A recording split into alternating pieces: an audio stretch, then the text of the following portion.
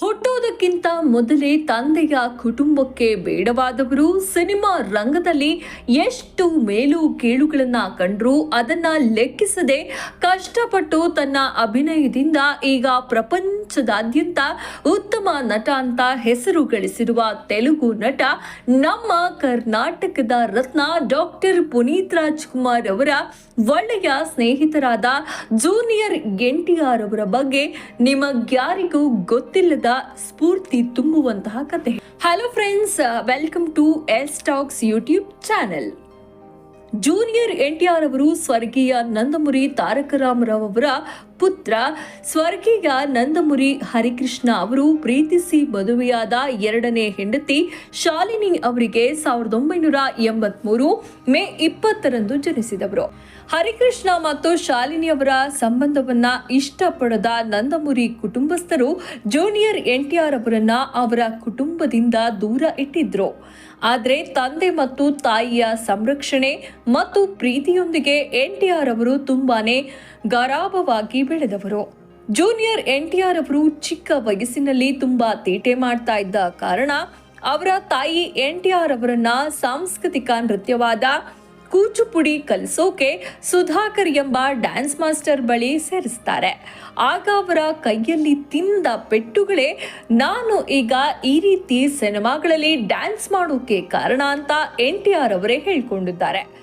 ಎನ್ಟಿಆರ್ ಅವರು 7 ವರ್ಷದ ಬಾಲಕನಾಗಿದ್ದಾಗ ಒಂದು ದಿನ ಸ್ವರ್ಗೀಯ ನಂದಮುರಿ ತಾರಕ ರಾಮರಾವ್ ಅವರು ತಮ್ಮ ಮೊಮ್ಮಗನನ್ನ ನೋಡೋಕೆ ಹರಿಕೃಷ್ಣ ಅವರಿಗೆ ಹೇಳಿ ಮನೆಗೆ ಕರೆಸಿಕೊಳ್ತಾರೆ.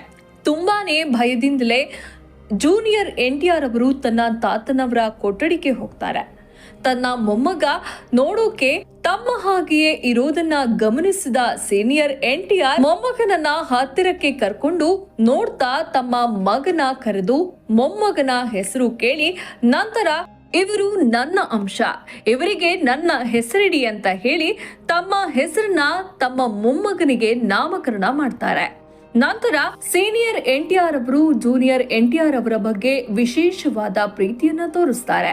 ಅದಕ್ಕೆ ಕಾರಣ ಜೂನಿಯರ್ ಎನ್ಟಿಆರ್ ಅವರು ತಮ್ಮ ಹಾಗೆಯೇ ಯಾವುದೇ ಪದ್ಯವನ್ನಾಗಲಿ ಡೈಲಾಗ್ನನ್ನಾಗಲಿ ತುಂಬಾ ಸುಲಭವಾಗಿ ಒಂದು ಬಾರಿ ಕೇಳಿ ಯಾವುದೇ ರೀತಿಯ ತಪ್ಪಿಲ್ಲದೆ ಹೇಳ್ತಾ ಇದ್ರು. ಇದನ್ನ ಕಂಡ ಸೀನಿಯರ್ ಎನ್ಟಿಆರ್ ಅವರು ತುಂಬಾ ಸಂತೋಷ ಪಡ್ತಾ ಇದ್ರು.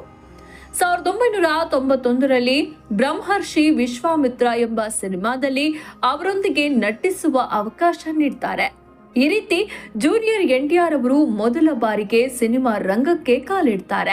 ಇದರ ನಂತರ 1996ರಲ್ಲಿ ಮಕ್ಕಳೊಂದಿಗೆ ನಿರ್ಮಿಸಿದ ಬಾಲರಾಮಾಯಣ ಎಂಬ ಚಿತ್ರದಲ್ಲಿ ಜೂನಿಯರ್ ಎನ್ಟಿಆರ್ ರಾಮನ ಪಾತ್ರದಲ್ಲಿ ನಟಿಸೋಕೆ ಅವಕಾಶವನ್ನ ಕಲ್ಪಿಸಿದ್ರು. ಆದರೆ ದುರಾದೃಷ್ಟವಶಾತ್ ಈ ಸಿನಿಮಾ ರಿಲೀಸ್ಗೂ ಮುಂಚೆಯೇ ಸೀನಿಯರ್ ಎನ್ಟಿಆರ್ ಅವರು ಸ್ವರ್ಗಾಸ್ಥರಾಗ್ತಾರೆ. ನಂತರ ಬಾಲರಾಮಾಯಣ ಚಿತ್ರ ರಿಲೀಸ್ ಆಗಿ ಎಲ್ಲರ ಮೆಚ್ಚುಗೆ ಪಡೆಯುತ್ತೆ. ಉತ್ತಮ ಬಾಲಚಿತ್ರ ಎಂಬ ನ್ಯಾಷನಲ್ ಅವಾರ್ಡ್ ಅನ್ನು ಕೂಡ ಗಳಿಸುತ್ತೆ. ನಂತರ ಜೂನಿಯರ್ ಎನ್ಟಿಆರ್ ಅವರು ತಮ್ಮ 18ನೇ ವಯಸ್ಸಿನಲ್ಲಿ ನಿನ್ನು ಚೂಡಾಲನಿ ಎಂಬ ಚಿತ್ರದ ಮೂಲಕ ನಾಯಕ ನಟನಾಗಿ ನಟಿಸ್ತಾರೆ. ಆದರೆ ಆ ಸಿನಿಮಾ ತುಂಬಾ ದೊಡ್ಡ ಮಟ್ಟದಲ್ಲಿ ವಿಫಲವಾಗುತ್ತೆ. ನಂತರ ಈಗಿನ ಖ್ಯಾತ ನಿರ್ದೇಶಕರಾದ ರಾಜಮೌಳಿ ಅವರ ಮೊದಲ ಚಿತ್ರವಾದ ಸ್ಟೂಡೆಂಟ್ ನಂಬರ್ 1 ಎಂಬ ಚಿತ್ರದಲ್ಲಿ ನಟಿಸ್ತಾರೆ. ಈ ಚಿತ್ರ ತುಂಬಾ ದೊಡ್ಡ ಮಟ್ಟದಲ್ಲಿ ಯಶಸ್ವಿಯಾಗುತ್ತೆ. ಇದರ ನಂತರ ಎನ್ಟಿಆರ್ ಅವರು ನಟಿಸಿದ ಸುಬ್ಬು ಎಂಬ ಚಿತ್ರ ಕೂಡ ಮತ್ತೆ ವಿಫಲವಾಗುತ್ತೆ. ಇದರಿಂದ ಕೇವಲ ರಾಜಮೌಳಿ ಅವರ ನಿರ್ದೇಶನದಿಂದ ಸಿನಿಮಾ ಯಶಸ್ವಿಯಾಯಿತು, ಇವನಿಗೆ ನಟನೆ ಬರೋದಿಲ್ಲ ಎಂಬ ಮಾತುಗಳು ಕೇಳಿ ಬರೋಕೆ ಆರಂಭವಾಗಿ ಬಿಡುತ್ತೆ. ಇದಕ್ಕೆ ಉತ್ತರವಾಗಿ ಎನ್ಟಿಆರ್ ಅವರು ತನ್ನ ನಟನೆಯನ್ನ ಸಾಬೀತು ಮಾಡಿಕೊಳ್ಬೇಕು ಅಂತ ಒಬ್ಬ ಹೊಸ ನಿರ್ದೇಶಕರಾದ ವಿ ವಿನಾಯಕ್ ಅವರೊಂದಿಗೆ ಕೇವಲ 20ನೇ ವಯಸ್ಸಿನಲ್ಲಿ ಆದಿ ಎಂಬ ಫ್ಯಾಕ್ಷನ್ ಸಿನಿಮಾದಲ್ಲಿ ನಟಿಸ್ತಾರೆ. ನಟನೆ ಬಾರದು ಎಂಬ ಪ್ರತಿಯೊಬ್ಬರ ಬಾಯಿ ಮುಚ್ಚಿಸುವಷ್ಟು ದೊಡ್ಡ ಮಟ್ಟದಲ್ಲಿ ಆದಿ ಸಿನಿಮಾ ಯಶಸ್ವಿಯಾಗುತ್ತೆ. ಈ ಸಿನಿಮಾಗೆ ಬೆಸ್ಟ್ ಆಕ್ಟರ್ ಎಂಬ ನಂದಿ ಅವಾರ್ಡ್ ಎನ್ಟಿಆರ್ ಅವರ ಸ್ವಂತವಾಗುತ್ತೆ. ಇದರ ನಂತರ 2 ಸಿನಿಮಾಗಳು ಆವರೇಜ್ ಆಗಿ ನಡೆದ್ರು. 2003ರಲ್ಲಿ ಮತ್ತೆ ರಾಜಮೌಳಿ ಅವರ ನಿರ್ದೇಶನದಲ್ಲಿ ಬಂದ ಸಿಂಹಾದ್ರಿ ಎಂಬ ಚಿತ್ರವು ಎಲ್ಲ ರೆಕಾರ್ಡ್ಸ್ ಗಳನ್ನ ಬ್ರೇಕ್ ಮಾಡಿ ಒಂದು ದೊಡ್ಡ ಯಶಸ್ಸನ್ನ ಕಾಣುತ್ತೆ. ಈ ಸಿನಿಮಾದಿಂದ NTR ಅವರು ದೊಡ್ಡ ನಾಯಕ ನಟನಾಗಿ ಎಲ್ಲರಿಗೂ ಚಿರಪರಿಚಿತವಾಗ್ತಾರೆ. ಮತ್ತೆ ಇದರ ನಂತರ NTR ಅವರ ಬ್ಯಾಡ್ ಟೈಮ್ ಮೊದಲಾಗುತ್ತೆ. ಈ ಬಾರಿ ಇದರಿಂದ ಹೊರತರಲು ರಾಜಮೌಳಿ ಅವರಿಂದಲೂ ಸಾಧ್ಯ ಆಗೋದಿಲ್ಲ. NTR ರಾಜಮೌಳಿ ಸೇರಿ ಮಾಡಿದ ಯಮದೊಂಗ ಚಿತ್ರ ಯಶಸ್ಸಾದ್ರೂ ಕೂಡ ಇದರಲ್ಲಿನ ಡೈಲಾಗ್ಸ್ಗೆ NTR ಅವರಿಗೆ ಒಳ್ಳೆ ಹೆಸರು ಬಂದ್ರು ಅವರ ಮುಂದಿನ ಸಿನಿಮಾಗಳು ಮತ್ತೆ ವಿಫಲವಾಗುತ್ತೆ. ಇದರ ಜೊತೆಗೆ ಒಂದು ದೊಡ್ಡ ರಸ್ತೆ ಅಪಘಾತದಿಂದಾಗಿ NTR ಅವರು ಸಾವಿನ ಅಂಚಿನವರೆಗೆ ಹೋಗಿ ಬರ್ತಾರೆ.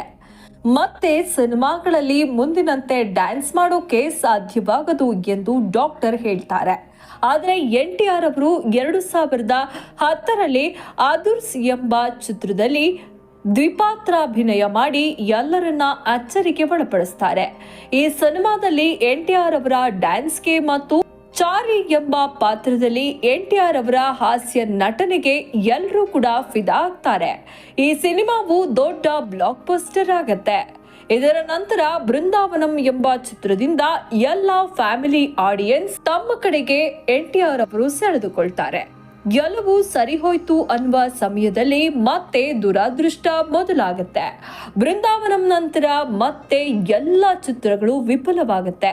ಇನ್ನೇನು NTR ಕರಿಯರ್ ಮುಗೀತು ಅನ್ನೋ ಆಗಿನ ಸಮಯದಲ್ಲಿ ಫ್ಲಾಪ್ ನಲ್ಲಿ ಇದ್ದ ನಿರ್ದೇಶಕ ಪುರಿ ಜಗನ್ನಾಥ್ ಅವರ ಜೊತೆ ಟೆಂಪರ್ ಎಂಬ ಚಿತ್ರ ಮಾಡ್ತಾರೆ. ಈ ಸಿನಿಮಾದ ಪ್ರೀ ರಿಲೀಸ್ ಫಂಕ್ಷನ್ ನಲ್ಲಿ NTR ಅವರ ಭಾಷಣ ಎಲ್ಲರ ಮನಸೆಳೆಯುತ್ತೆ.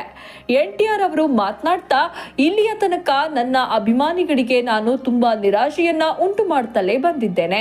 ಇನ್ನು ಮುಂದೆ ಯಾವುದೇ ಕಾರಣಕ್ಕೂ ನಿಮ್ಮನ್ನ ನಿರಾಸೆ ಪಡಿಸೋದಿಲ್ಲ. ನನ್ನ ಪ್ರತಿಯೊಬ್ಬ ಅಭಿಮಾನಿಯು ಚಿತ್ರಮಂದಿರದಿಂದ ಹೊರಬರುವ ಸಮಯದಲ್ಲಿ ಕಾಲರ್ ಮೇಲೆ ಮಾಡಿ ಬರುವ ರೀತಿ ಚಿತ್ರವನ್ನ ಮಾಡ್ತೀನಿ ಅಂತ ಮಾತು ಕೊಡ್ತಾರೆ. ಕೊಟ್ಟ ಮಾತಿಗೆ ಇಂದಿಗೂ ತಲೆ ಬಗ್ಗಿಸಿದ್ದಾರೆ ಎಂದು ಟೆಂಪರ್ ಸಿನಿಮಾ ನೋಡಿದ ಪ್ರತಿಯೊಬ್ಬರು ತಮ್ಮ ಕಾಲರನ್ನ ಮೇಲೆ ಮಾಡ್ತಾ ಹೊರಬಂದ್ರು. ಆ ದಿನ ಪ್ರತಿಯೊಬ್ಬ NTR ಅಭಿಮಾನಿಗೂ ಹಬ್ಬ ಅಂತಲೇ ಹೇಳ್ಬೋದು. ಈ ಸಿನಿಮಾ ನಂತರ NTR ಹಿಂದೆ ತಿರುಗಿ ನೋಡ್ಲೇ ಇಲ್ಲ. ವಿಭಿನ್ನವಾದ ಪಾತ್ರಗಳಲ್ಲಿ ನಟಿಸ್ತಾ ಉತ್ತಮ ಚಿತ್ರಗಳನ್ನ ನೀಡ್ತಾ ಬರ್ತಾರೆ. 2022ರಲ್ಲಿ ತೆರೆಕಂಡ RRR ಎಂಬ ಚಿತ್ರದಲ್ಲಿ ತಮ್ಮ ನಟನೆಗೆ ಅನೇಕ ಅವಾರ್ಡ್ಗಳನ್ನ ಗಳಿಸ್ತಾರೆ. ಈ ಸಿನಿಮಾದ ನಾಟು ನಾಟು ಎಂಬ ಹಾಡಿಗೆ ಆಸ್ಕರ್ ಪ್ರಶಸ್ತಿಯನ್ನ ಕೂಡ ನೀಡಲಾಗುತ್ತೆ.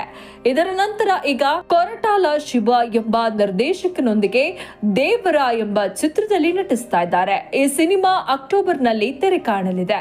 ನೋಡಿದ್ರಲ್ಲ ಸ್ನೇಹಿತರೆ, ಹುಟ್ಟಿನಿಂದಲೇ ತಂದೆಯ ಕುಟುಂಬಕ್ಕೆ ದೂರವಾಗಿ ಬೆಳೆದು ನಂತರ ಎಷ್ಟೇ ಮೇಲು ಕೀಳುಗಳನ್ನ ಕಂಡ್ರೂ ಛಲ ಬಿಡದೆ ಈಗ ಪ್ರಪಂಚದಾದ್ಯಂತ ತನ್ನ ನಟನೆಯ ಬಗ್ಗೆ ಮಾತನಾಡುವ ಮಟ್ಟಕ್ಕೆ ಬೆಳೆದಿರುವ ಜೂನಿಯರ್ NTR ಅವರು ನಮ್ಮೆಲ್ಲರಿಗೂ ಒಂದು ಉತ್ತಮ ಉದಾಹರಣೆಯಾಗಿದ್ದಾರೆ. ಇದೇ ರೀತಿ ನಮ್ಮ ಜೀವನದಲ್ಲಿ ಎಷ್ಟೇ ಕಷ್ಟಗಳು ಬಂದರೂ ಅದರ ನಂತರ ಒಂದು ಒಳ್ಳೆಯ ಯಶಸ್ಸು ನಮ್ಮದಾಗಿ ಕಾಯ್ತಾ ಇರುತ್ತೆ. ಇದನ್ನ ಎಲ್ಲರೂ ಕೂಡ ತಿಳಿದು ಎಲ್ಲವನ್ನ ಎದುರಿಸ್ತಾ ಮುನ್ನಡಿಬೇಕು ಅಂತ ಹೇಳ್ತಾ, ಈ ವಿಡಿಯೋ ನಿಮ್ಗೆ ಇಷ್ಟ ಆಗಿದ್ರೆ ಲೈಕ್ ಮಾಡಿ, ನಮ್ಮ ಚಾನೆಲ್ ಅನ್ನ ಸಬ್ಸ್ಕ್ರೈಬ್ ಮಾಡಿ, ಈ ವಿಡಿಯೋವನ್ನ ನಿಮ್ಮ ಸ್ನೇಹಿತರಿಗೂ ಶೇರ್ ಮಾಡೋ ಮೂಲಕ ನಮ್ಮ ಚಾನೆಲ್ ಅನ್ನ ಸಪೋರ್ಟ್ ಮಾಡ್ತೀರಾ ಅಂತ ವಿಶ್ ಮಾಡ್ತೀನಿ. Thank you friends.